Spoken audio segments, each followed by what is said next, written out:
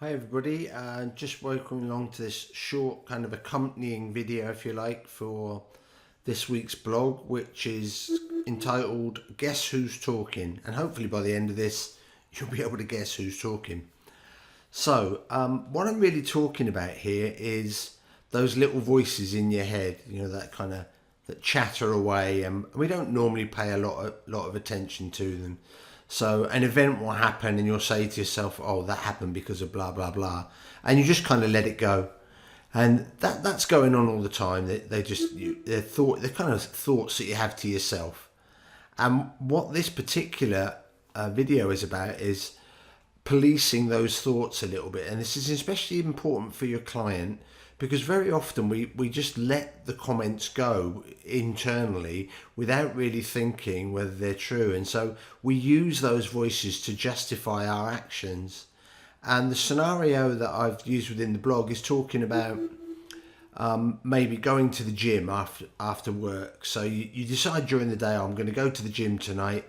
When I get in, going to get my kit sorted, and I'm there.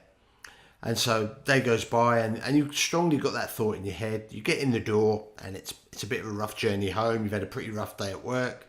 Things haven't quite gone right. And then the little inner voices start. So one of those might be, well, it is quite warm here, and it's a bit of a trek back to the gym. And I have had a rough day, and if I was maybe give the gym a miss tonight, that bit of extra rest might do me a bit of good. I've trained quite hard this week.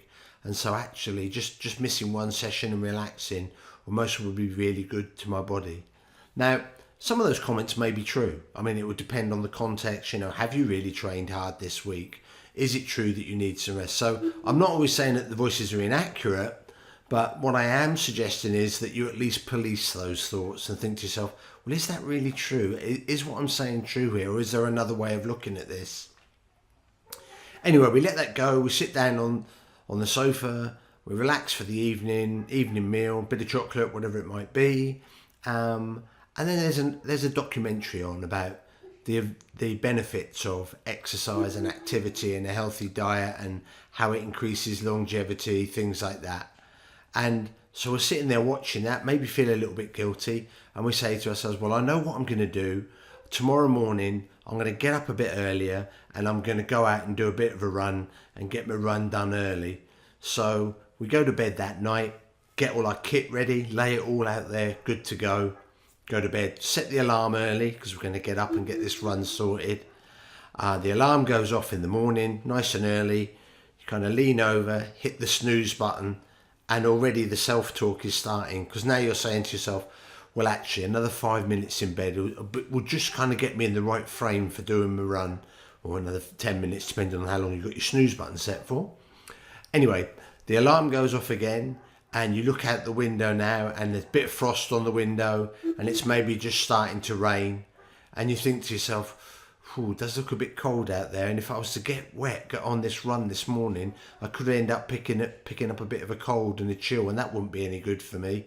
So maybe it's better if I put this off and kind of I'll carry on and I'll go to the gym this evening.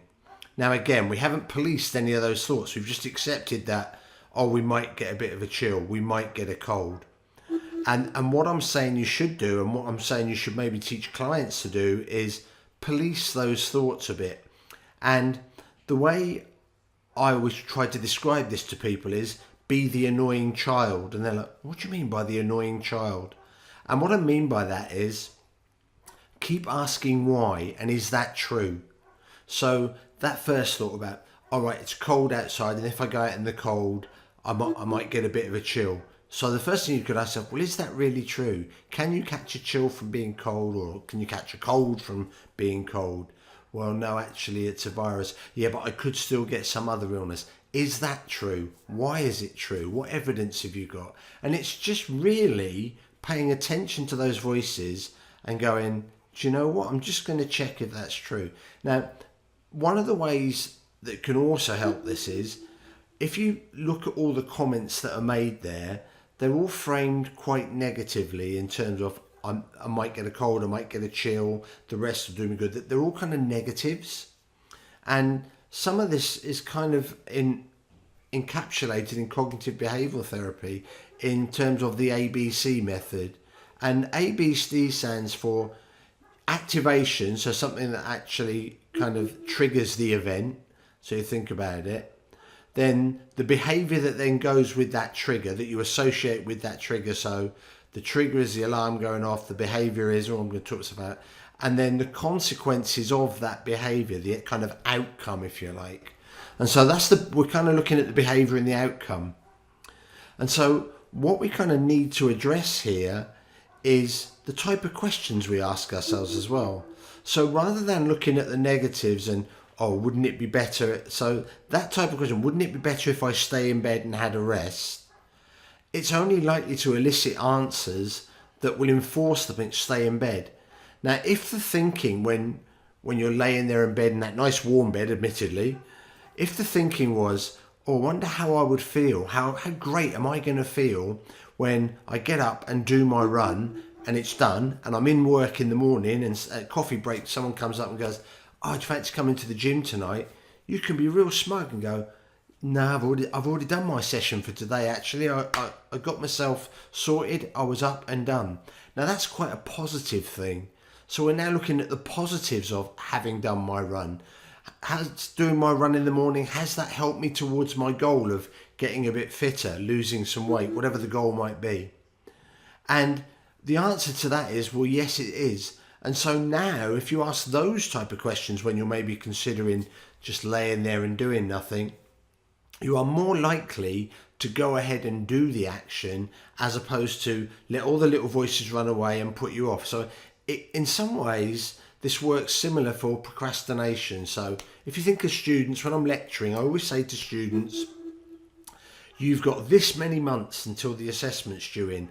Do not leave it till the last minute. But everybody always does. And then I'll get students come up to me going, oh, this and this happened this week. Can I have an extension?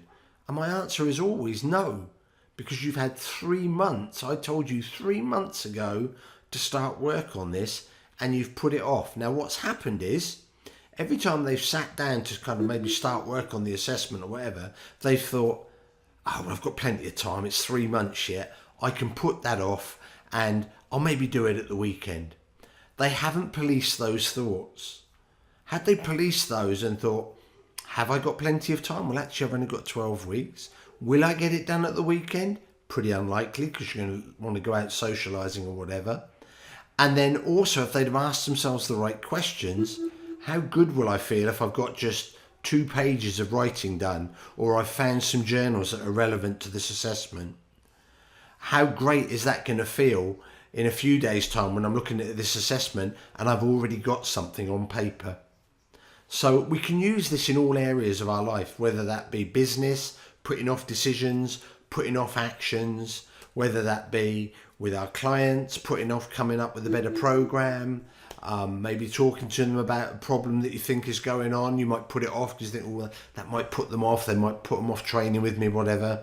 So always police those inner thoughts and just ask yourself, why?